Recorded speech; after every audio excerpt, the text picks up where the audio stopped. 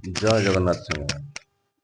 କାର୍ଯ୍ୟ ବ୍ୟସ୍ତ ଜୀବନ ଭିତରେ ନିଜ ରୁମ୍ର ଅବସ୍ଥା ଯେ କ'ଣ ହେଲାଣି ନ କହିବା ଭଲ। ଦୀର୍ଘ ଦିନ ହେଲାଣି ରୁମ୍କୁ ମୁଁ ସଫା କରିବା, ତାର ଯତ୍ନ ନେବା ଟୋଟାଲ ଛାଡ଼ି ହିଁ ଦେଇଥିଲି। କାମ ଭିତରେ ରହିକିରି ରୁମ୍ ପୁରାପୁରି ଅସନା ଦେଖାଯାଉଥାଏ। ଆପଣମାନେ ଦେଖିପାରୁଥିବେ ଯେଉଁ ଜିନିଷ ଯେଉଁଠୁ ଆସିଛି ସେଇଠି ସେମିତି ପଡ଼ିଛି, ସେମିତି କଢ଼ା ହେଇ ଥୁଆ ହେଇଛି। ତାହାର ନିଜ ନିଜ ଜାଗା ହିଁ ଠିକ୍ ନାହିଁ। ସେଥିପାଇଁ ଆଜି ମୋ ମୁଣ୍ଡରେ ସକାଳୁ ପଶିଲା, ନାଇଁ ରୁମ୍ଟାକୁ ସଫା କରିଦେବା। ରୁମ୍ଟାକୁ ସଫା ନ କଲେ ଭଲ ଲାଗୁନି। ବହୁତ ନାସ୍ନା ଦେଖାଗଲାଣି, ଅସନା ଦେଖାଗଲାଣି। କାହିଁକିନା ସେଇ ରୁମ୍ରେ ହିଁ ମୋର ସବୁକିଛି, ସେଇ ରୁମ୍ରେ ମୋର ଶୋଇବା, କାମ କରିବା ସବୁ ଗୋଟାଏ ଜାଗା। ସେଇଠି ହିଁ କାମ କରେ, ସେଇଠି ହିଁ ରାତିରେ ବିଶ୍ରାମ ନେବାର ହୁଏ, ସେଇଠି ହିଁ ଶୋଇପଡ଼େ। ସେଥିପାଇଁ ଆଜି ସକାଳୁ ଲାଗିଲି ସେ ରୁମ୍କୁ ପୁରାପୁରି ସଫାସଫି କରିବାରେ। ସବୁ ଜିନିଷପତ୍ର କଢ଼ାକଢ଼ି କରି, ଥାକ ଫାକକୁ ଟିକେ ଝଡ଼ାଝଡ଼ି କରି, ଆଉ କ'ଣ ଗୋଟେ ପ୍ରୋବ୍ଲେମ୍ ଥିଲା କ'ଣ ନା, ସେ ଥାକ ଗୁଡ଼ା ଏତେ ଏତେ ବଡ଼ ମିସ୍ତ୍ରୀ ମାନେ କରିଦେଇଥିଲେ ଯେ ସେ ଗୋଟେ ଥାକରେ ଜିନିଷ ଥୋଇଲା ପରେ ଆଉ ଜାଗା ଥିଲେ ବି ସେ ଥାକରେ କିଛି ରଖି ହେଉନଥିଲା। ସେଥିପାଇଁ ଥାକକୁ ବି ଆମକୁ ସବୁ ଡିଭାଇଡ଼ କରିବାର ଥିଲା। ସେଥିପାଇଁ ସେ ଥାକକୁ ବି ମୁଁ ତିଆରି କରିବାକୁ ଚେଷ୍ଟା କରିଥିଲି। ଆଉ ନିଜ ହାତରେ ଘରେ ପୁରୁଣା କିଛି ପ୍ଲାଏ ଥିଲା, ତାକୁ ସବୁ ମୋତେ ନିଜ ହାତରେ କଟାକଟି କରିକିରି ସେ ଥାକକୁ ସବୁ ଡିଭାଇଡ଼ କରିବା ପାଇଁ ଜିନିଷ ତିଆରି କରିବାର ଥିଲା। ନିଜେ ହିଁ କଟାକଟି କରି ସବୁ ତିଆରି କଲି ମୁଁ ତାକୁ ସବୁ ହେଲା।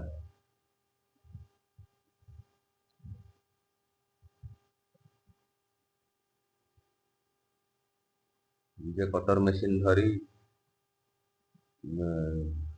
କ'ଣ ଆପଣଙ୍କର ଡ୍ରିଲ୍ ମେସିନ୍ ଧରି ତାକୁ କେମିତି ବାଡ଼େଇବି, ତାକୁ କେମିତି କାଟିବି, ତାକୁ କେମିତି ସାଇଜ୍ କରିବି ନିଜେ ହିଁ କରିଥିଲି। ଆମେ ତ ମିସ୍ତ୍ରୀ ନୁହଁ, କିନ୍ତୁ ଆର୍ଟିଷ୍ଟ ଯେହେତୁ ଗୁଣ ତ କିଛି ରହିବ।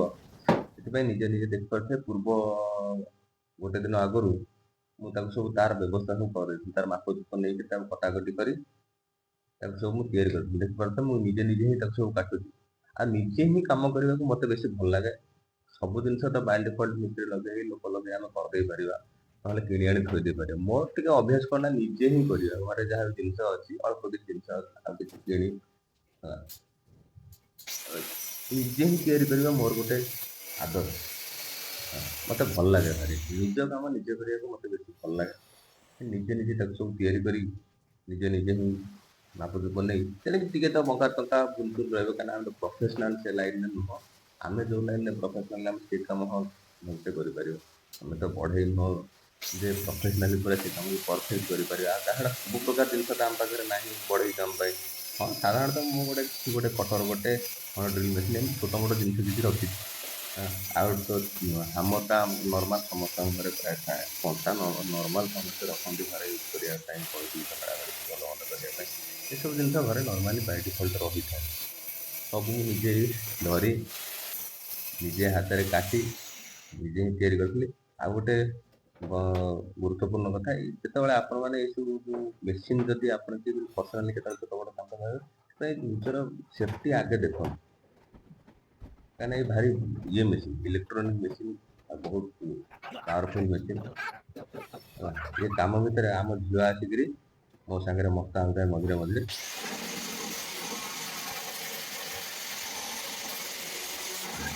ତାର ବି ଟିକେ ଭିଡ଼ିଓ କରିବାକୁ ଇଚ୍ଛା ଥାଏ ବୋଲି ସେ ମଝିରେ କୋଉଠି ଟିକେ ଠିଆ ହେଇକିରି ମୁଣ୍ଡ ଟିକେ ଟେକି ଦେଉଥାଏ, ମୁଣ୍ଡ ଟିକେ ଇଏ କରୁଥାଏ। ଏଇ ହାତରେ ଟିକେ ଚୁଡ଼ି ଦେଖେଇ ଦେଉଛି କେତେବେଳେ। ମୁଁ ଯେତେବେଳେ ବି କାମ କରେ ତାକୁ ଭଲ ଲାଗେ ଆସିକିରି ମୋ ସହିତ ଆସିକିରି ଯୋଉଠି ମୁଁ ବସେ।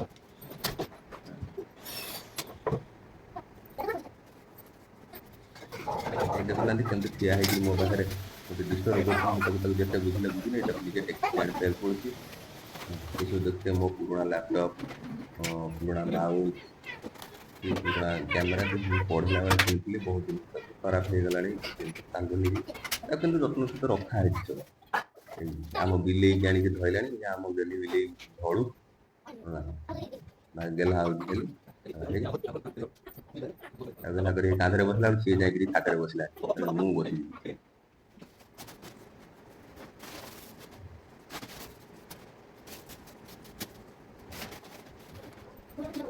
ଏମିତି ସମୟ ନେଇ ନିଜେ ସବୁ କାମକୁ ମୋତେ ହିଁ କରିବାକୁ ପଡ଼ୁଥିଲା। ଯାହା ହଉ ଟାଇମ୍ ତ ଟିକେ ଲାଗିଲା, କିନ୍ତୁ ଭଲସେ ହେଇଯାଇଥିଲା କାମ ଗୁଡ଼ା। ଯେତିକି ଭାବିନଥିଲି ତାଠୁ ବହୁତ ଭଲସେ ହେଲା। କାହିଁକିନା ପ୍ରପର୍ ମାପ ଆମେ ପାଇବା କଷ୍ଟ କାଠ ଅନୁସାରେ। ମୋର ସୋଲୋ କାମ ମୁଁ ନିଜେ ଗୋଟେ ଥର୍ମୋକୋଲ୍ ଆର୍ଟିଷ୍ଟ। ଥର୍ମୋକୋଲ୍ ଅନୁସାରେ କାମ କରିବାକୁ ମୁଁ କମ୍ଫର୍ଟେବୁଲ୍। ତା ଅନୁସାରେ କାମ କରିବା ଆଉ କାଠ ଅନୁସାରେ କାମ କରିବା, କାଠ ପୁରାପୁରି ସଲିଡ୍ ଟେଷ୍ଟ ଥର୍ମୋକୋଲ୍ ଯାହାହେଲେ ଟିକେ ଫ୍ଲେକ୍ସିବୁଲ୍ ରହିବ, ଟିକେ କୋଉଠି ମଗା ଧରା ହେଲେ ବି ଲାଗିଯାଏ ଆରାମସେ।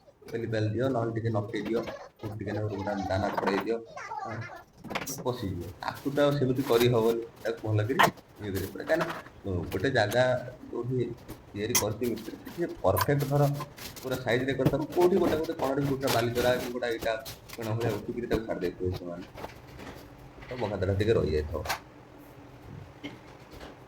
ସବୁ କାମ କରିସାରି ପୁଣି ଘର ଦ୍ୱାର ଓଳେଇବାକୁ ବାହାରିଲି। ତାପରେ ଘର ଦ୍ୱାରକୁ ଓଳେଇକିରି ପୁରାପୁରି ସଫା କଲି।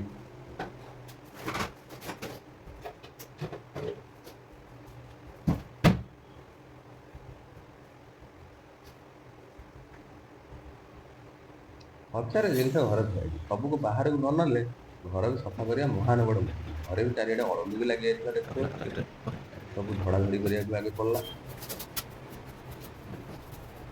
କାହିଁକିନା ମୁଁ ଯାହା ବି ତିଆରି କରେ, କୌଣସି ଜିନିଷ ଯଦି ନଷ୍ଟ ନ ହେଇଛି କି ଆରଥରକୁ ଲାଗିପାରିବ, ତାର କିଛି ସେମିତି ଇଏ ନାହିଁ ଯେ ତାକୁ ନିହାତି ଫୋପାଡ଼ିବା ଦରକାର, ତାକୁ ବି ଘରେ ରଖିଥାଏ। ତାକୁ ସବୁ ଥୁଆ ହେଇଛି ସେମିତି ଘରେ ହେଲା। କି ବହୁତ ଜିନିଷ ବି ଧର ଯେମିତି ଦେଖୁଥିବେ ପେଟି ଫେଟି ଥୁଆ ହେଇଛି, ସେ ପେଟିର ଦରକାର ଅଛି ବୋଲି ପେଟି ମୁଁ ରଖିଛି, କେତେବେଳେ କ'ଣ କାଟି କୁଟି ତିଆରି କରିବି କି ତାର ଭିତରେ କ'ଣ ପୁରେଇକି ରଖିବି, ସବୁ ଜିନିଷ ଘରେ ଥୁଆ ହେଇଛି। ତାକୁ ମୁଁ କୌଣସି ଜିନିଷ ଫୋପାଡ଼େନି, ସେଥିପାଇଁ ଘର ବି ଭର୍ତ୍ତି ଭର୍ତ୍ତି ହେଇଛି। ଝାଡ଼ୁ ଫାଡ଼ୁ କରିସାରିଲା ପରେ ବି ଏତେ ଅଳିଆ ବାହାରିଲା ଯେ ନ କହିବା ଭଲ। ଦୀର୍ଘ ଦିନରୁ ସଫାସଫି ହେଇପାରୁନଥିଲା ସଠିକ୍‌ରେ, ସେଥିପାଇଁ ବହୁତ ଅଳିଆ ଥିଲା। ଅଳିଆକୁ ସବୁ ଗୋଟେ ଜାଗାକୁ କରି ତାକୁ ଗୋଟେ ଜରିରେ ପୁରେଇ ବାହାରେ ନେଇ ରଖିଦେଲି। କାହିଁକିନା ତା ପରଦିନ ଆମ କଲୋନୀକି ଆସୁଥିବା ଅଳିଆ ହେଲା, ଯାହା ସଫେଇ ବାଲା ଆମେ କହୁ, ସେ ତାକୁ ନେଇଯିବ।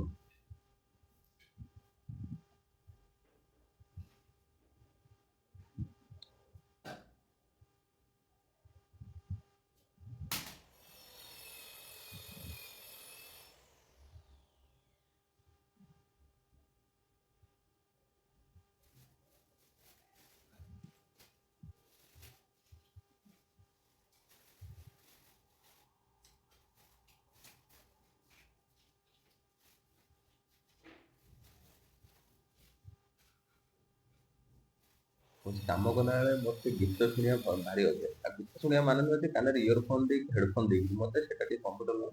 ମୁଁ ନର୍ମାଲି ମୋ ସାଉଣ୍ଡ ବକ୍ସରେ ମୁଁ ଶୁଣେ। କିନ୍ତୁ ପ୍ରୋବ୍ଲେମ୍ ଏଇଆ ଯେ କାଳେ କପିରାଇଟ୍ ଇସ୍ୟୁ ଆସିଯିବ, କାହିଁକିନା ଆମେ ନୂଆ ନୂଆ ବର୍ତ୍ତମାନ ଚ୍ୟାନେଲ୍ କରୁଛୁ, କାଳେ କୋଉଠି କ'ଣ ପ୍ରୋବ୍ଲେମ୍ ଟିକେ ଆସିଯିବ। କପିରାଇଟ୍ ଇସ୍ୟୁ ଡରରେ, ଷ୍ଟ୍ରାଇକ୍ ଡରରେ ଆମେ ଗୀତ ବି ଟିକେ ଶୁଣିପାରୁନୁ। ବୋର୍ ହେଇକିରି କାମ କରିବାକୁ ପଡୁଛି। କାମ ତ ହଉ କରୁଛୁ, କିନ୍ତୁ ଭାରି ବୋରିଂ ଲାଗୁଛି ତା ଭିତରେ। Please like, share and subscribe our channel. ମୁଁ ତଳେ ହିଁ ଗୋଟେ ଛପ ପକାଇ ନର୍ମାଲ ତକିଆ ଦୁଇଟା ଥୋଇ ସେଇଠୁ ଶୋଇପଡ଼େ ସବୁବେଳେ। ଖରା ବର୍ଷା ଶୀତ ମୋର ସବୁଦିନ ଏଠି ତଳେ ଶୋଇବା, ଖଟ ଫଟ ମୁଁ ଶୋଇପାରେନା। ଏବେ ଦେଖୁଥିବେ ଆମ ଘର ଦ୍ୱାରା ପୁରା ସଫା ହେଇଗଲା, ସୁନ୍ଦର ଲାଗିଲା। ଏତିକିରେ ରହୁଛୁ, ପୁଣି ଦେଖା ହବ ନୂଆ।